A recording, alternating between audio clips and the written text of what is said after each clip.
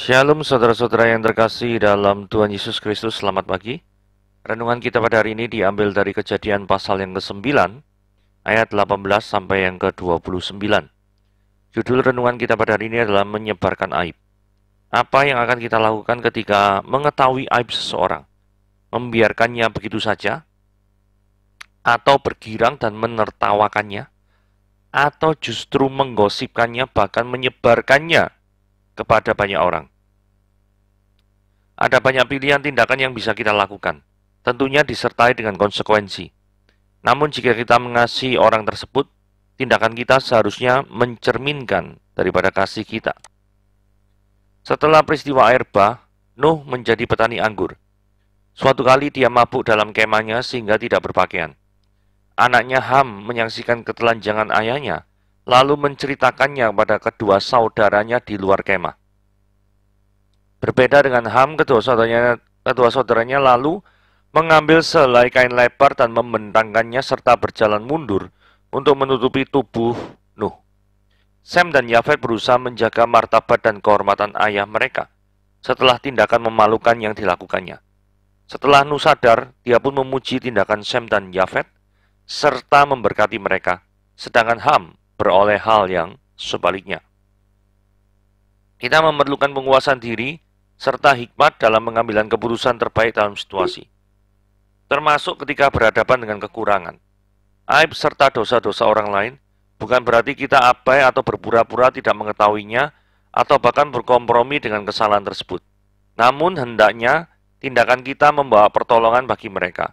Dalam situasi seperti itulah kasih yang nyata paling diharapkan, karena kasih menutupi banyak dosa. Kita dapat memberikan dukungan, penguatan, dan pendampingan agar mereka dapat kembali menata hidupnya di jalan yang benar. Saudara sejati tertawa bersama-sama, bukan saling menertawakan aib serta menyebarkannya. Oke, mari kita lihat renungannya ya. Bagaimana cara kita memperlakukan orang yang sudah melakukan dosa yang memalukan, ya. Oke, mari kita baca ayatnya. Kejadian 9 ayat 18 sampai 29. Anak-anak Nuh yang keluar dari Bahtera ialah Sem, Ham, dan Yafet. Ham adalah bapa Kanaan. Yang tiga inilah anak-anak Nuh, dan dari mereka inilah tersebar penduduk seluruh bumi. Nuh menjadi petani, dialah yang mula-mula membuat kebun anggur. Setelah dia minum anggur, mabuklah dia dan dia telanjang dalam kemahnya. Maka Ham, bapa Kanaan itu melihat aurat ayahnya, lalu diceritakannya kepada kedua saudaranya di luar. Sudah itu Sem dan Yafet mengambil selai kain dan membentangkannya pada bahu mereka berdua. Lalu mereka berjalan mundur, mereka menutupi aurat ayahnya sambil berpaling muka, sehingga mereka tidak melihat aurat ayahnya. Setelah Nuh sadar dari mabuknya dan mendengar apa yang dilakukan anak bungsunya kepadanya, berkatalah dia, terkutuklah Kanaan, hendaklah dia menjadi hamba yang paling hina bagi saudara-saudaranya.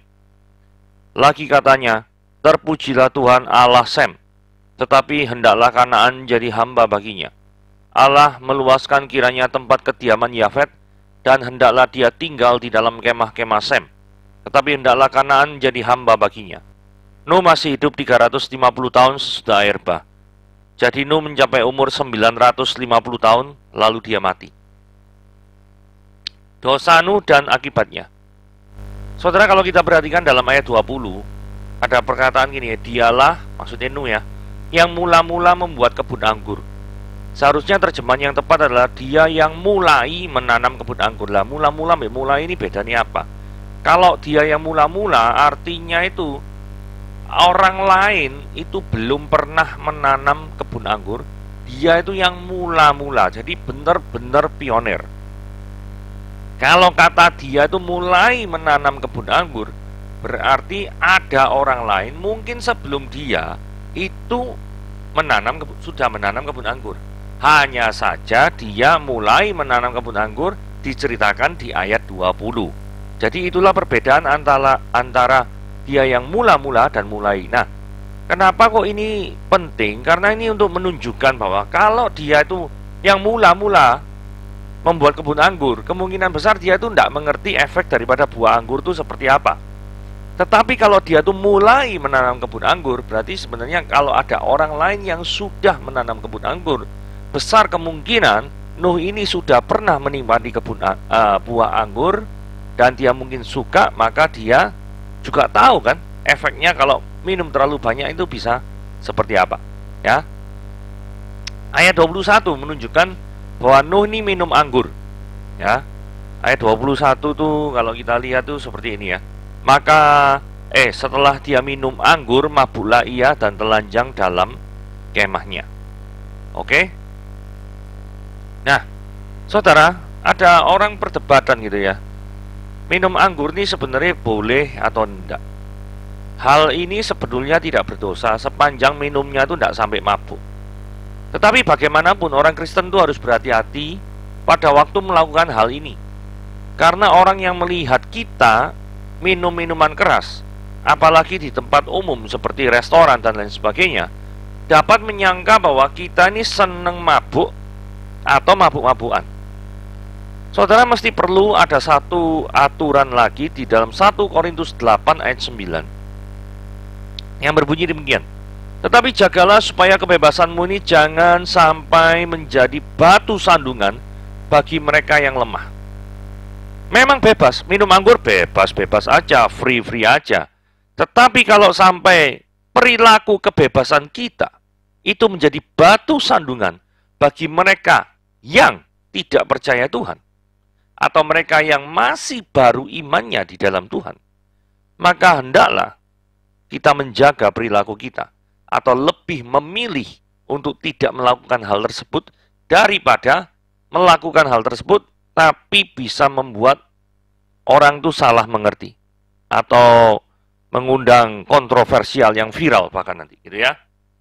Nah, ayat 21 menunjukkan bahwa Nuh itu minum anggur itu berlebihan sampai mabuk gitu ya.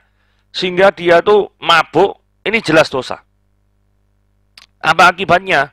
Akibatnya karena dosa dia jadi telanjang. Lah, kok bisa jadi telanjang? Karena dia kehilangan penguasaan diri. Orang yang normal masih bisa menguasai dirinya, itu tidak mungkin dia tuh telanjang di tempat umum. Tidak mungkin. Tapi karena ini tuh sudah istilahnya itu kehilangan kesadaran diri, maka Nuh ini jadi telanjang. Nah, ini efek daripada anggur yang harus dihindari. Sehingga di dalam Efesus 5 ayat 18 itu mengkontraskan antara penuh dengan Roh Kudus, hendaklah kamu penuh dengan Roh Kudus, janganlah kamu mabuk oleh anggur. Artinya, kalau orang mabuk oleh anggur, orang itu kehilangan penguasaan diri.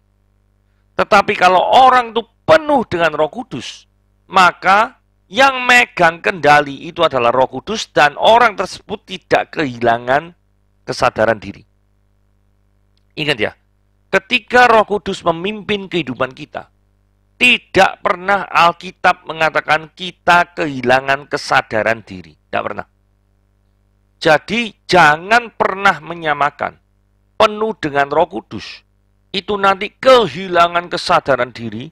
Kemudian ada orang yang mengatakan nanti mabuk di dalam roh dan lain sebagainya. Justru kalau mabuk itu kehilangan kesadaran diri. Tetapi dipenuhi oleh Roh Kudus, artinya dikuasai oleh Roh Kudus, tidak pernah kehilangan kesadaran diri. Saudara, ada manusia yang sejak lahir itu sudah dipenuhi Roh Kudus.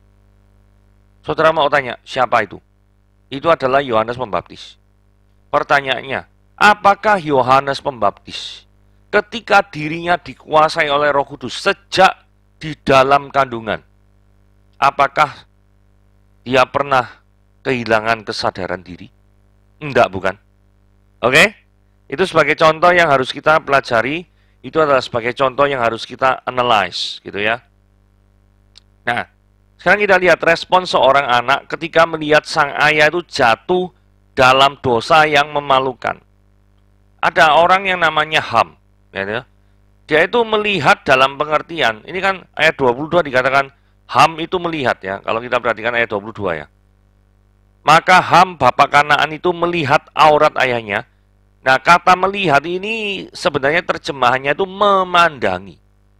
Gitu ya, memandangi. Dia tuh tidak sedih melihat keadaan bapaknya model seperti itu. Bahkan kelihatannya kalau kesannya memandangi, artinya dia menikmati hal tersebut. Artinya dia tidak hormat terhadap orang tuanya. Kemudian dia memviralkan ini, menceritakannya kepada saudara-saudaranya. Ini orang yang senang menyebar daripada gosip. Padahal sebelumnya, kalau misalkan Ham itu memiliki kasih kepada Nuh, itu dia pasti akan menutupi segala sesuatu seperti yang diberikan dalam 1 Korintus 13 ayat yang ke-7. Nah, berbeda dengan dua anak yang lainnya yaitu Sem dan Yafet. Ini adalah sikap yang menghargai sang ayah sekalipun melakukan dosa yang memalukan. Mereka menggunakan telinga, pikiran, dan mulut mereka dengan baik pada waktu mereka mendengarkan berita dari Ham tentang Nuh. Jadi, begitu Sem dan Yafet mendengar, pasti akan merangsang, akan berpikir. Kemudian mereka akan sebagai respon daripada buah pikir mereka, itu harus dikeluarkan dalam perkataan kan, dengan mulut mereka. Nah, itu merespon dengan baik. Langsung mereka tidak ikut-ikutan dengan dosa Ham, yaitu memandangi. Nyayangkan enggak? Mereka hormat luar biasa terhadap orang tua mereka. Dan yang paling penting adalah mereka tidak menasihati Ham, tetapi langsung memberikan teladan kepada Ham. Seharusnya kalau engkau mengetahui hal yang tersebut seperti itu, ini loh yang aku lakukan. Tapi mereka tidak ngomong seperti itu. Mereka langsung, apa sih mereka lakukan ya? Saudara, kalau kita lihat ya, ayat 23 ya, sudah itu Sem dan Yafet mengambil sehelai kain dan membentangkannya pada bahu mereka berdua. Lalu mereka berjalan mundur, artinya mereka tidak memandangi daripada ayahnya yang dalam kondisinya telanjang.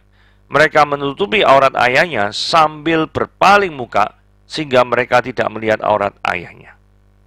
Saudara, Sem dan Yafet memang benar-benar menghargai dari ayahnya. Ayahnya memang berbuat salah. Nuh memang berbuat salah. Tetapi apakah orang yang berbuat salah itu pantas dipermalukan terus-menerus? Atau lebih tepatnya gini, apakah orang yang berbuat salah itu memiliki kebutuhan untuk dipermalukan terus-menerus? Tidak, bukan. Orang yang berbuat salah memiliki kebutuhan untuk diterima dan diberikan kesempatan untuk menunjukkan bahwa dirinya bisa diperbaiki. Itu kalau orang normal ya. Tapi kalau orang psikopat, waduh, agak susah nih. Ini perlu perlakuan khusus ini ya, orang-orang psikopat ya. Nah, sekarang kita lihat berikutnya ya. Apa yang terjadi dengan Sem dan Yafet? Begitu mereka menghormati. Nah, setelah Nuh itu sadar, kan dari mabuk pasti ada sadar ya, tidak mungkin mabuk terus ya. Pasti ada suatu titik di mana dia sadar. Dia itu mengucapkan ayat 25-27, yang adalah suatu nubuat. Nubuatnya gini ya. Nomor 1, Sem diberi berkat, ayat 26. Perhatikan, bahwa ayat 26 yang dipuji itu bukan Sem tapi Allah Sem. Saudara kalau lihat, baca Alkitab, kalau perhatikan dengan baik-baik ya. Lagi katanya, terpujilah Tuhan Allah Sem. Ya, saudara, luar biasa ini ya.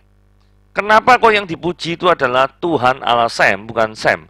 Karena Sem bisa baik, karena Allah bekerja di dalam diri Sem. Nah ini segala kemuliaan hanya bagi Tuhan saja. Yafet juga diberi berkat. Ayat 27. Allah meluaskan kediaman Yafet. Ayat 27a. Betul ya? Untuk bisa mengetahui apakah nubuat itu digenapi atau tidak, kita harus melihat, ngecek pada kejadian pasal yang ke-10. Karena melalui kejadian 10, kita bisa melihat asal-usul bangsa-bangsa. Kejadian 10 ayat 2-5, keturunan Yafet ini menjadi bangsa-bangsa di Eropa dan Asia Utara. Kejadian 10 ayat 6-20 ini adalah keturunan Ham. Ini menjadi bangsa-bangsa di Afrika Kanaan. Kejadian 10 ayat 21-31 keturunan Sem. Ini adalah menjadi bangsa-bangsa di Asia dan Israel. Eropa keturunan Yafet menjajah banyak tempat, sehingga sampai saat ini pun Amerika dan Australia masih dipenuhi oleh orang-orang asal Eropa. Jelas bahwa nubuatan ini tergenapi. Oke, sekarang kita membahas hal yang agak aneh. dalam perikop ini, yaitu kejanggalan dalam kutukan Nuh. Saudara, kalau kita lihat ayat 25, dikatakan, berkatalah dia, terkutuklah Kanaan. Tuh, anak Nuh ini kan cuma Sem, Ham, Yafet. Kok bisa tiba-tiba ngomong terkutuklah Kanaan? Nah, terus kemudian ayat 24 dikatakan gini, setelah Nuh sadar dari mabuknya dan mendengar apa yang dilakukan anak bungsunya kepadanya. Duh, apakah Ham itu anak bungsu? Kan biasanya kalau penyebutannya itu Ham itu ada di tengah loh. Sem, Ham, Yafet. Memberikan kesan bahwa Yafet ini adalah anak bungsunya. Biasanya kalau orang yang disebut pertama, kedua, ketiga sesuai urutan, itu yang pertama yang disebut itu masih sulung. Nah ini kenapa kok sadar mendengar apa yang dilakukan anak bungsunya? Kan ini Ham. Ham bukan anak bungsu. Terus ayat 25 yang dikutuk Kanaan. Saudara ngerti ya? Ini pasti menimbulkan keganjilan, kejanggalan. Kenapa kok dia tidak mengutuk Ham? Karena cerita di atas kita menangkap kesan bahwa Ham itu yang melakukan dosa. Benar tidak? Ayat 26. Kanaan dikutuk ya, terpujilah Tuhan Allah Sem, tetapi hendaklah Kanaan menjadi hamba baginya. Bukan Ham loh. Kanaan. Aneh ya? Terus ayat 27. Allah meluaskan kiranya tempat kediaman Yafet, dan hendaklah dia tinggal di kemah-kemah Sem, tetapi hendaklah Kanaan menjadi hamba baginya. Sekali lagi dikatakan, Kanaan, bukan Ham. Padahal dari atas kita lihat seolah-olah Ham yang melakukan dosa. Kalau Ham yang melakukan dosa, kenapa Kanaan yang dikutuk? Pertanyaannya demikian. Apakah Kanaan? Siapakah Kanaan? Saudara, kalau kita lihat, Kanaan itu disebutkan di dalam Kejadian pasal yang ke-10 ayat 6. Kanaan itu adalah anak bungsu dari Ham. Nah, dari sini kita lihat ya, anak bungsu dari Ham. Ayat 24 tadi disebut anak bungsunya kepadanya. Tetapi kan yang disebut Nuh itu anak bungsunya itu berarti Yafet. Betul ya? Tetapi Kanaan ini memang benar anak bungsu, tapi anak bungsu dari Ham. Memang benar-benar anak bungsu, tapi kan nggak ada hubungannya antara anak bungsunya Nuh yang ada Yafet dengan anak bungsunya Ham yang adalah Kanaan. Hubungannya apa? Nah, sampai kayak membingungkan ya.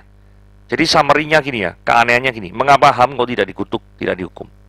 Mengapa Kanaan, anak Ham, justru yang dikutuk dan dihukum? Padahal dari tadi nggak diceritakan. Yang ketiga, mengapa anak-anak Ham yang lain tidak dikutuk? Ham itu anak 4, tapi sini dikutuk kok cuma Kanaan tok. Nah, oke, mari kita selidiki. Karena bagian ini perlu analisa yang agak panjang ya. Kanaan yang mula-mula melihat Nuh telanjang. Jadi analisanya gini, anak bungsunya daripada Ham yang bernama Kanaan itu adalah mula-mula yang melihat Nuh telanjang. Lalu dia menceritakan kepada Ham. Lalu salahnya Ham itu tidak melakukan tindakan langsung menutupi aurat, tetapi dia juga menceritakan kepada Sem dan Yafet. Ya. Jadi ayat 24 anak bungsu itu dikatakan memang the youngest son, anak yang paling muda. Atau King James Version mengatakan the younger son, anak yang lebih muda. Tapi kalau kita lihat terjemahan secara literal, sebenarnya yang disebut itu artinya hanya the little son atau anak yang kecil. Jadi ada yang mengartikan the little son di sini itu adalah grandson, adalah cucu. Jadi sebenarnya yang dimaksud itu bukan Ham, tetapi yang dimaksud itu adalah Kanaan. Kenapa kok penafsiran ini ada? Karena yang dikutuk 3 kali oleh Nuh tadi siapa? Kanaan, bukan Ham. Jadi ketika kita mensinkronkan ini ya, anak bungsu, padahal Ham itu bukan anak bungsu, karena dia selalu sebutannya di tengah, Sem, Ham, Yafet, pasti gitu. Nah, ternyata setelah kita melihat terjemahannya dalam bahasa Ibrani yang lebih detail, lebih ketat, itu mengatakan the little son, anak yang kecil. Kemungkinan besar dia adalah grandson. Nah, kalau misalkan disebut grandson, kenapa kok disebut sebagai anaknya Nuh? Nah, nanti kita jawab, ya. Nah, kalau ayat 24 itu misalnya diterjemahkan the youngest son, anak yang termuda, rasa-rasanya ya tidak mungkin. Seperti tadi ya, setiap kali Alkitab suci menyebut tiga anak Nuh, selalu Ham itu nomor 2, mesti Sem, Ham, Yafet. Sem, Ham, Yafet. Jadi Ham sebagai anak yang termuda, the youngest son, itu tidak mungkin. Sedangkan kalau diterjemahkan the younger son seperti King James Version, anak yang lebih muda, ini juga aneh. Apa gunanya predikat anak yang lebih muda? Karena yang lebih muda daripada Sem itu juga bisa Yafet toh. Jadi istilah tersebut itu tidak unik. Jadi arti youngest son atau the younger son itu kurang tepat. Yang lebih tepat itu di sini adalah the little son, yang literalnya. Oke? Nah, saudara, saya akan membuktikan bahwa ada sebutan anak itu bukan berarti keturunan langsung. Saudara, kalau kita lihat ketika kitab suci menyebut cucu, sering juga disebut sebagai anak. Iya, gini ya. Kejadian 29 ayat 5. Son of Nahor, anak Nahor. Nah, tapi kalau kita lihat ya, Kejadian 29 ayat 5 ya. Baris pertama kita lihat, lagi katanya kepada mereka, kenalkah kamu Laban? Laban itu siapa? Cucu Nahor. Jawab mereka, kami kenal. Tetapi di dalam English Standard Version, he said to them, do you know Laban, the son of Nahor? They said, we know him. Jadi satu disebut cucu karena Laban memang cucunya Nahor, ya. Tetapi di terjemahan lain itu malah disebut Laban itu adalah anak Nahor. Nah, kita juga lihat ya, 2 Samuel 19 ayat 24. Mephiboset bin Saul, Mephiboset anak Saul menyongsong raja. Dia tidak membersihkan kakinya dan tidak melihara janggutnya dan pakaiannya tidak disucinya sejak raja pergi sampai hari dia pulang dengan selamat. Oke. Nah, di dalam 2 Samuel 4 ayat 4 kita lihat siapakah Mephiboset itu. Yonatan anak Saul mempunyai seorang anak laki-laki yang cacat kakinya dan dia berumur 5 tahun. Ketika datang kabar tentang Saul dan Yonatan dari Israel, inang pengasuhnya mengangkat dia pada waktu itu lalu lari. Tapi karena terburu-buru lari, anaknya itu jatuh dan menjadi timpang. Dan dia bernama Mephiboset. Jadi kalau anak Saul punya nama Yonatan, Yonatan punya anak laki-laki namanya Mephiboset. Jadi sebenarnya Mephiboset itu anaknya Saul atau cucunya Saul? Cucunya Saul. Tetapi karena cucunya Saul, tetap juga disebut Mephiboset bin Saul. Kok nggak disebut Mephiboset bin Yonatan bin Saul? Harusnya secara literal kan seperti itu penyebutannya. Tapi ini tidak seperti ini. Dan ini masih menunjukkan bahwa ketika disebut Mephiboset bin Saul, Mephiboset anak Saul, kata anak itu bisa juga berarti itu grandson atau cucu laki-laki. Ini adalah dua bukti bahwa di dalam Alkitab itu bisa dibuktikan bahwa penyebutan kata anak itu tidak berarti anak keturunan langsung, tetapi anak dalam pengertian bisa cucu. Sehingga kalau kita kembali lagi ya ke ayat ini ya, ayat 24 ini ya, setelah Nuh sadar dari mabuknya dan mendengar apa yang dilakukan anak bungsunya, jadi maksudnya cucu daripada Ham yang bungsu kepadanya yaitu Kanaan, ya toh, maka berkatalah dia, terkutuklah Kanaan. Nyambung. Jadi yang disebut dengan anak bungsu sebenarnya adalah cucu dari cucu bungsu. Cucu bungsu dari siapa? Cucu bungsu daripada Ham. Terkutuklah Kanaan. Jadi skenario bahwa sebenarnya Kanaan yang mula-mula melihat Nuh telanjang, kemudian menceritakan kepada Ham, lalu Ham menceritakan kepada Sem dan Yafet, ini bukan skenario yang omong kosong. Dari kita belajar bahasa aslinya seperti itu. Oke? Apakah pertanyaannya? Apakah terjadi realisasi kutukan daripada Nuh? Ya. Perwujudan kutukan ini adalah Kanaan diberikan kepada Israel yang adalah keturunan Sem. Kanaan juga ditundukkan oleh bangsa Persia yang adalah keturunan Yafet. Kemudian orang Negro Afrika keturunan Ham banyak juga diperbudak. Ini adalah realisasi dari kutukan Nuh terhadap keberdosaan Ham. Oke, renungan firman Tuhan sampai di sini. Tuhan Yesus memberkati.